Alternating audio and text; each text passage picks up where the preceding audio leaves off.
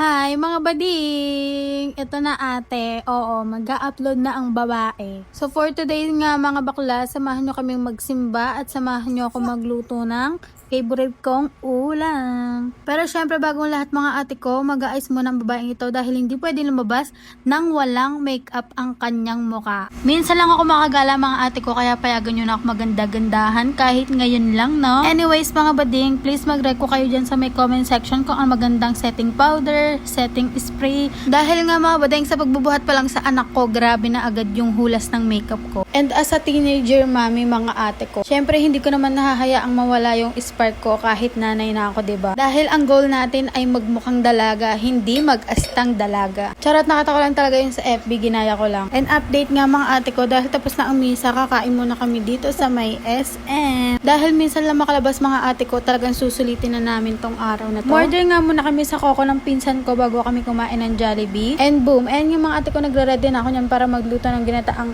kalabasa at sitaw. Lahat nga ng kinakain kong gulay mga ate, ito lang yung pinaka gusto ko talaga, and hindi ako kumakain ng mga okra, ganon, ampalaya. Sa ampalaya kumakain naman ako, pero hindi palagi. Ayan nga mga bading, ililipat ko yung niluto ko dyan dahil hindi siya mahalo. And masusunog nga lang siya doon kapag hindi ko siya nilipat. Tapos na nga yan mga ate ko. Kaya, thank you sa panonood. Bye!